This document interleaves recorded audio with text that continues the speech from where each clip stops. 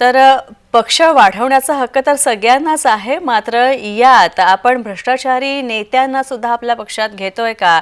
तर याच वरून आता भाजपचे काही नेते नाराज सुद्धा आहेत। भाजपमध्ये काही स्वतः पदाधिकारी आणि कार्यकर्ते हे सुद्धा नाराज होते जेव्हा सुधाकर बडगुजर यांचा भाजपत प्रवेश होण्याच्या बातम्या येत होत्या, जेव्हा चर्चा होत होत्या।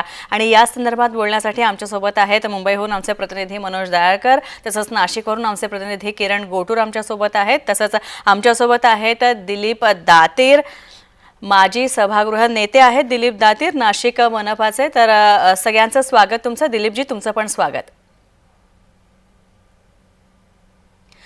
सगळ्यात आधी मी दिलीपजी तुमच्याकडे येते। दिलीपजी, हे काय चाललेलं आहे? खरं तर अशा प्रकारे पक्षांतर करणं, पक्ष बदल करणं हे खरं तर संविधानात सुद्धा नाही आहे। अनेक संविधान तज्ञ सुद्धा सांगतात की हे संविधानाला धरून नाही आहे, तरी सुद्धा हे पक्ष बदल, पक्ष प्रवेश, पक्षांतर का होत आहे?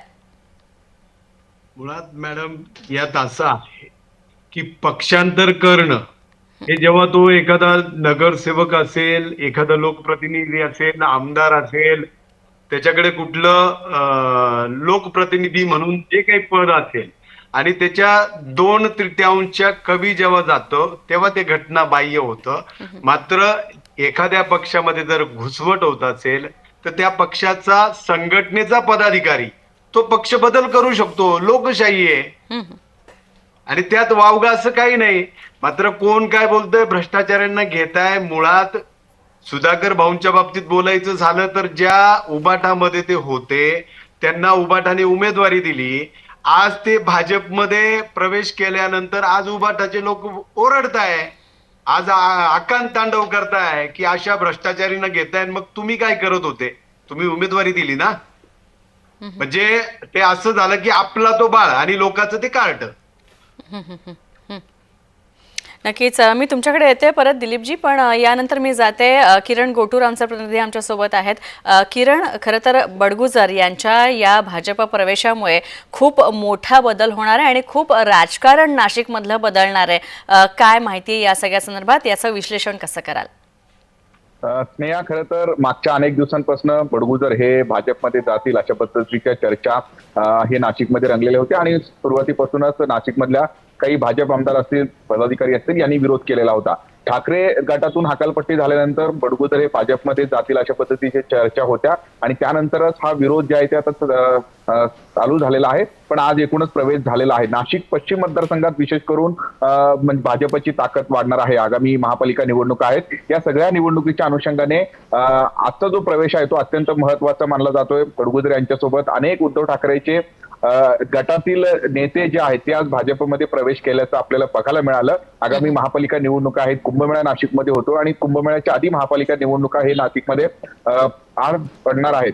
त्या सगळ्या अनुषंगाने भाजप आपली जी आहे ते सत्ता हे महापालिकेवर आणण्यासाठी एक रणनीती आखते अशा पद्धतीची सुद्धा आपण या सगळ्या गोष्टींचं विश्लेषण करू शकतो। वारंवार महायुतीतले जे वरिष्ठ नेते आहेत ते सांगतायत की महापालिका ज्या निवडणुका आहेत ते महायुतीमध्ये लढू, पण आपण जर एकूणच विचार केला तर भाजप असेल किंवा शिवसेना असेल हे स्वबळावर लढण्याचे सुद्धा अशा पद्धतीचे पक्ष प्रवेश घेऊन हे तयारी करतायत असेही एक प्रकारचं संकेत जे आहे ते या सगळ्या या घटनांमधून आपल्याला मिळताना बघायला मिळतं। कारण भाजपच नव्हे तर उद्धव ठाकरे गटातील काही माजी नगरसेवक हे शिवसेना शिंदे गटात सुद्धा गेलेला आहेत। त्यामुळे आगामी महापालिकेच्या निवडणुकीच्या ज्या अनुषंगाने हे सगळं राजकारण हे नाशिकमध्ये होतोय। बडगुजर यांच्यासह अनेक दिग्गज नेत्यांनी आज भाजपमध्ये प्रवेश केलेला आहे, पण या सगळ्या प्रवेशानंतर सुद्धा काही स्थानिक पातळीवरती विरोध आजही कायम होता। त्यामुळे हा जो विरोध आहे तो भाजप आता कशा पद्धतीने कमी करतो हे बघणं महत्वाचं असेल। नक्कीच किरण, आणखी एक मला मुद्दा महत्वाचा वाटतो ते म्हणजे जेव्हा फडणवीसांची भेट घेतली होती बडगुजरांनी तेव्हाच खरं तर सगळ्या कुजबूज आणि सगळी या संदर्भात सुरू झाली होती। मात्र त्यानंतर सुद्धा बडगुजर म्हणाले होते की मी नाराज नाहीये, मी व्यवस्थित आहे। मात्र असं काय झालं? आणि बडगुजर ज्याप्रमाणे म्हणाले की माझा अपमान झाला, मला डावलण्यात आलं, असं नक्की काय झालं की बडगुजरांनी एवढा मोठा निर्णय घेतला?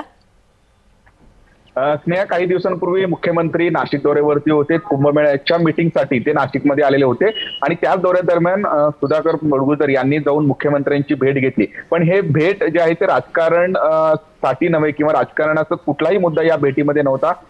महापालिकेमधले काही इश्यू होते, त्याच इश्यू संदर्भात मी मुख्यमंत्र्यांची भेट घेतली, अशा पद्धतीची माहिती या सगळ्या भेटीनंतर बडगुजर यांनी दिलेली होती. पण पक्षातले काही जे माजी नगरसेवक आहेत, जे नेते आहेत ते नाराज आहेत, अशा पद्धतीचं एक वक्तव्य जे आहे ते बडगुजर यांनी केलं आणि त्यानंतर त्यांच्यावरती कारवाई झाली. असं एकूणच घटना जे आहे ते आतापर्यंत घडलेलं आहे आणि त्याच हकालपट्टीनंतर त्यांनी वारंवार जे आहे ते पक्ष प्रश्नाने विचारलंय की माझी काय चूक आहे, मी अशी काय चूक केली की माझी जे हकालपट्टी करण्यात आलेली आहे. मी फक्त उद्धव ठाकरे गटामध्ये काही नेते असतील, काही माजी महानगर जे काही माजी नगरसेवक असतील हे नाराज आहेत, अशा पद्धतीचं वक्तव्य केलं. त्यामुळे जर ही कारवाई ही झाली असेल तर ते मला मान्य नाही, अशा पद्धतीची भूमिका बडगुजर यांनी घेतली होती. पण या सगळ्या कारवाईनंतर एकूणच पक्षाकडनं जे आहे त्यांची मनधरणी असेल किंवा त्यांच्याकडनं काही पक्षाकडे जो आहे एकूणच संवाद जो आहे तो झाला नाही आणि त्यानंतर ते भाजपमध्ये जातील अशा पद्धतीचे चर्चा चालू होते. आणि आज हा संपूर्णपणे पक्षप्रवेश जो आहे तो झालेला आहे. गिरीश महाजनांच्या माध्यमातून जे नाशिकचे कुंभमेळा मंत्री आहेत, नाशिकचं संपूर्ण जो भाजपचं राजकारण आहे ते गिरीश महाजन बघतात. मागचे महापालिका निवडणूक सुद्धा जे गिरीश महाजन यांच्याच नेतृत्वाखाली नाशिकमध्ये झालेले होते आणि आज सुद्धा गिरीश महाजन यांच्याच माध्यमातून हे सगळे नक्कीच. यानंतर किरण, मी जरा तुला थांबवते आणि मी नंतर जाते मनोज दयाकर यांच्याकडे. मनोज, खरं तर आज ज्या प्रकारे पक्षप्रवेश झालेला आहे बडगुजरांचा, अतिशय मोठ्या प्रमाणात त्यांनी शक्ती प्रदर्शन केलं. खरं तर त्यांचा तो आविर्भाव आणि हे सगळंच एकूण बघण्यासारखं होतं आणि त्यांच्यातनं त्यांची जी देहबोली होती बडगुजरांची त्यात ते प्रचंड चिडलेले होते आणि आता भाजपमध्ये गेल्यानंतर मी काय काय काबीज करेन आणि उद्धव ठाकरेंना कसा मी धडा शिकवेन, एकूण असा त्यांचा आविर्भाव होता. काय सांगशील या सगळ्या शक्ती प्रदर्शनाबाबत? नक्कीच स्नेहा, आपण पहिल्या बघितलं आज भाजपमध्ये सुधाकर बडगुजर यांनी पक्ष प्रवेश केलेला आहे आणि पहिला हा संभ्रम होता की सुधाकर बडगुजर आज पक्ष प्रवेश करणार की नाही. कारण की आपण बघितलं या ठिकाणी नागपूरमध्ये प्रदेशाध्यक्ष चंद्रशेखर बावनकुळे यांना विचारल्याचा त्यांनी सांगितलं की या बद्दल मला काही माहिती नाही. त्यानंतर रवींद्र चव्हाण यांनी मुंबईमध्ये पत्रकार परिषद घेतली, त्यांना देखील या ठिकाणी विचारलं की आज सुधाकर बडगुजर हे पक्ष प्रवेश करतील का, पण त्या ठिकाणी देखील त्यांनी म्हटलं की या संदर्भात मला काही माहिती नाही. पण त्यानंतर आपण बघितलं तर एक प्रेस नोट निघाली आणि त्यामध्ये आपण 2 वाजता सुधाकर बडगुजर यांचा पक्ष प्रवेश होणार आहे. प्रदेशाध्यक्ष चंद्रशेखर बावनकुळे, रवींद्र चव्हाण आणि मंत्री गिरीश महाजन यांच्या उपस्थितीमध्ये आणि आपण या ठिकाणी मुख्यमंत्री हे उपस्थित राहणार नव्हते अशी देखील माहिती होती. आणि या ठिकाणी आपण सुधाकर बडगुजर यांचा आज पक्षप्रवेश झालेला आहे आणि या पक्षप्रवेश अगोदर सुधाकर बडगुजर यांनी मोठ्या संख्येने कार्यकर्ते या ठिकाणी उपस्थित होते आणि आपण जी भाजप प्रदेश कार्यालयाच्या बाजूला म्हणजे विधान भवन याच्या बाजूला जी एअर इंडियाची बिल्डिंग आहे त्या ठिकाणी आपण वाजत गाजत आपण यासाठी सर्व वाजत गाजत या ठिकाणी पक्षप्रवेशासाठी कार्यकर्ते असतील, पदाधिकारी असतील, तसेच नेते असतील आले होते आणि त्यांनी भाजप प्रदेश कार्यालयामध्ये प्रवेश केला आणि त्यानंतर आपण बघितलं मोठ्या संख्येने कार्यकर्ते देखील या ठिकाणी उपस्थित होते. पूर्ण आपण बघितलं फटाक्यांनी या ठिकाणी फटाके देखील लावण्यात आले पक्ष प्रवेश होण्याच्या अगोदर आणि जो त्यांनी आपलं शक्ती प्रदर्शन केलं तर मोठ्या संख्येने आणि मोठ्या उपस्थितीमध्ये या ठिकाणी केलेलं आहे आणि आता पक्षप्रवेश झालेला आहे. आणि या ठिकाणी आपण बघितलं सुधाकर बडगुजर यांनी देखील म्हटलेलं आहे की मला चुकीच्या पद्धतीने ठाकरे यांच्याकडनं काढण्यात आलेलं आहे आणि या ठिकाणी आपण आता ज्या काढण्याची चुकी मी दाखवीन आणि तुम्हाला येत्या स्थानिक स्वराज्य संस्थेमध्ये दूध का दूध पाणी का पाणी असा देखील त्यांनी तिकडे म्हटलेलं आहे. कारण की आता आपण बघितलं या ठिकाणी सुधाकर बडगुजर गेल्यामुळे मोठी ताकद ही आता नाशिकमध्ये भाजपची झालेली वाढलेली आहे आणि आपण बघितलं या ठिकाणी काही नाराज नेते देखील आहेत, पदाधिकारी, पण त्यांची देखील कुठेतरी आता मन मिळवणी केली जाणार आपण प्रदेशाचे चंद्रशेखर बावनकुळे कार्यकारी नक्कीच. मनोज, यानंतर मी दिलीप यांच्याकडे जाते. दिलीप सर, आणखी एक महत्वाचा मुद्दा यात मला असा वाटतो की भाजपत आता निवडणूक येते, त्याच्यामुळे निवडणुकीच्या पार्श्वभूमीवर मोठ्या प्रमाणात इन्कमिंग सुरू झालेलं आहे. प्रत्येक पक्षांमधनं मोठ्या प्रमाणात नेते कार्यकर्ते येतात आणि जेव्हा एखादा नेता किंवा कार्यकर्ता एखादा पक्षात येतो, प्रवेश करतो नवीन पक्षामध्ये, जुना पक्ष सोडून, साहजिकच आहे त्याची अपेक्षा असते, त्याची भावना असते की मला कदाचित या पक्षामध्ये आणखी चांगली संधी मिळेल, पक्षाचे विचार कदाचित त्यांचे आणि माझे विचार जुळत असतील. तर मला एक सांगा, एवढ्या मोठ्या प्रमाणावर जर नेते येत राहिले तर भाजपसाठी स्वतःसाठी हे हानिकारक नाही आहे का? निश्चित नाही. उलट भाजपाची ताकद वाढणार आहे. गेल्या निवडणुकीमध्ये आपण बघितलं असेल 2017ची जी काही नाशिक महानगरपालिकेची निवडणूक झाली हं. त्यामध्ये भाजपाने एक हाती जवळजवळ 66 नगरसेवक निवडून आणले 122 पैकी आणि येत्या निवडणुकीमध्ये पूर्वीचीच नगरसेवक संख्या असणारे म्हणजे 122 पैकी आणि मागची निवडणूक सुद्धा ही तेव्हाचे पालकमंत्री सन्माननीय गिरीश भाऊ महाजन जे आताचे मंत्री आहे आणि कुंभमंत्री आहे त्यांच्याच नेतृत्वाखाली ही निवडणूक जी काही होऊ घातलेली महापालिकेची निवडणूक आहे ती लढवली जाणार आहे आणि निश्चित भाजपाला याचा फायदा होईल आणि 100 पार असा गिरीश भाऊंनी आज आपल्या सर्वांदेखत नारा दिलेला आहे.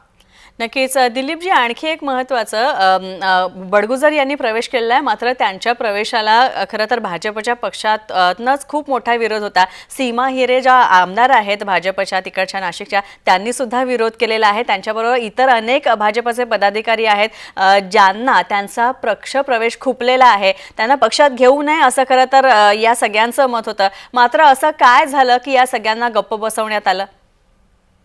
नाही, मुळात असं आहे, आता त्याबाबतचा निर्णय हे पक्षश्रेष्ठी घेतील.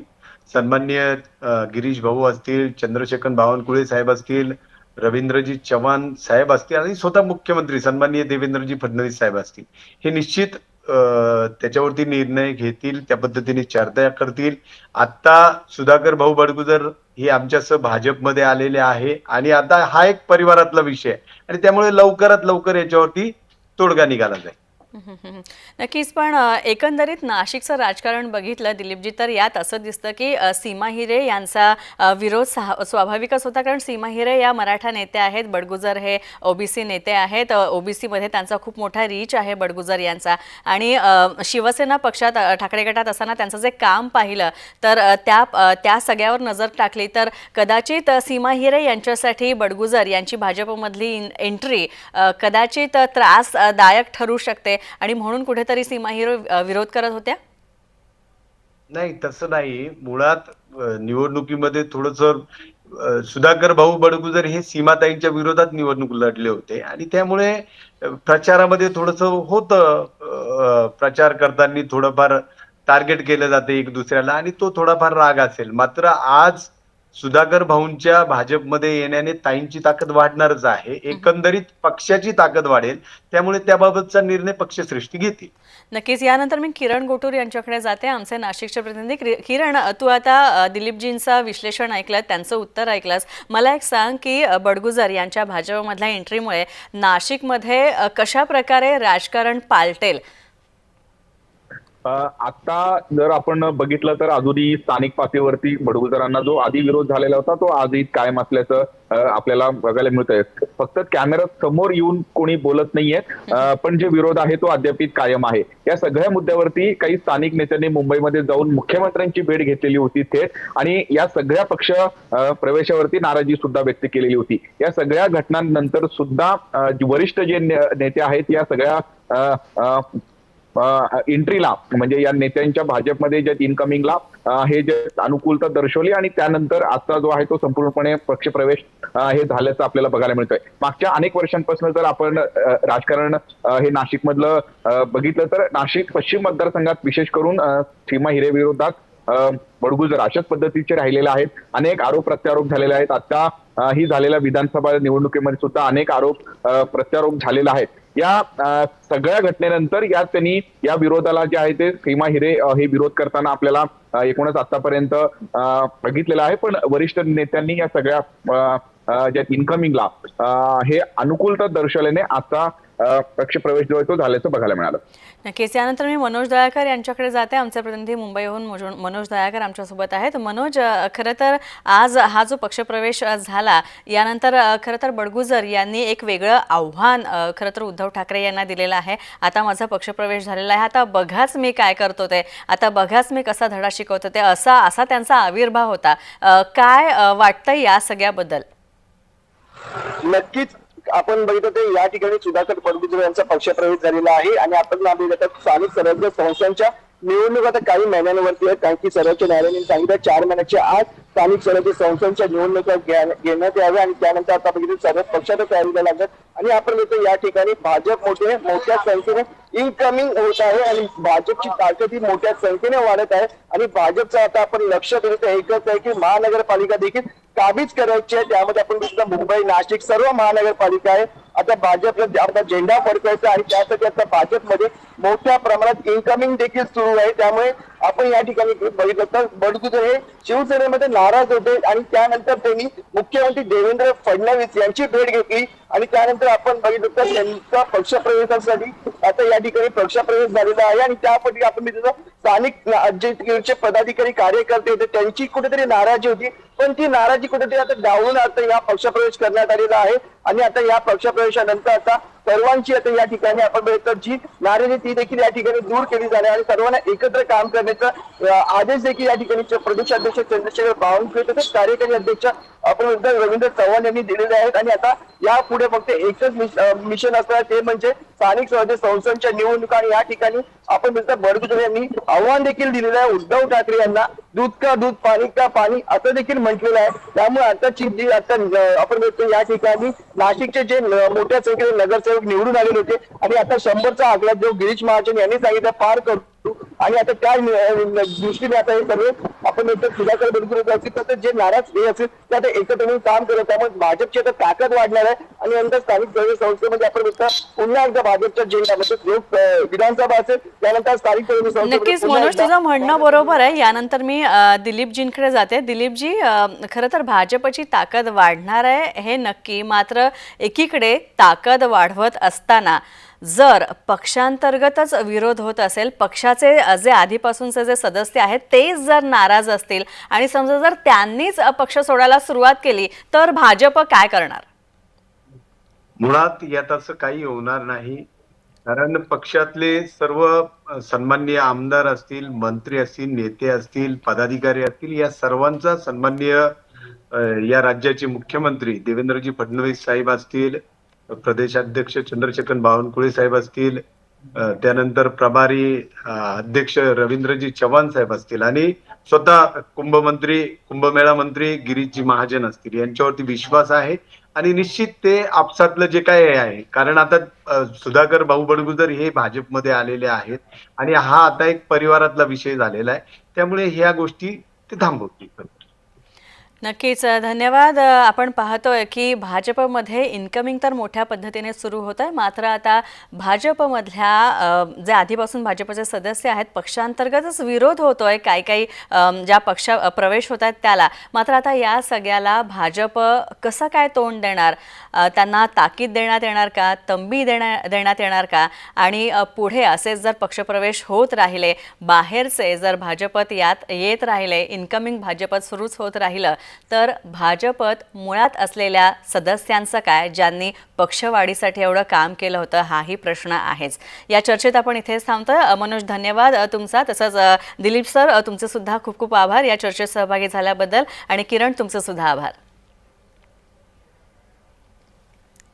तर आपण पाहतोय जय महाराष्ट्राचे काही महत्त्वाचे सवाल आहेत. डी गँगशी कनेक्शनच्या आरोपाचा भाजपला विसर पडलाय का? कारण सुधाकर बडगुजर यांच्यावर सलीम कुत्ता याच्यासोबत कनेक्शन असल्याचे आरोप करण्यात आले होते. तसंच हिंदुत्वाच्या नावाखाली नेमकी कोणाकोणाची बनवाबनवी केली जाते. तसंच सुधाकर बडगुजर यांच्यावर केलेल्या आरोपांचा नितेश राणेंना सुद्धा विसर पडलाय का? कारण त्यांनी सुद्धा हिंदुत्वाच्या मुद्द्यावर त्यांचा हा पक्षप्रवेश चांगला असल्याचं म्हटलं होतं. आणि बडगुजरांवर केलेल्या आरोपांचं भाजपला गांभीर्य नाही आहे का? तर बडगुजरांच्या चौकशीसाठी जी SIT तत्कालीन नेमण्यात आली होती, त्या SITचं काय झालं? सभागृहामध्ये फडणवीसांनी सुद्धा अतिशय आक्रमक पद्धतीने बडगुजर यांच्यावर आरोप केले होते, त्याचं काय झालं? फडणवीस सुद्धा आरोप विसरले का? तर बडगुजरांच्या पक्षप्रवेशामागे नेमकं कोण आहे? हे सगळे सवाल आहेतच.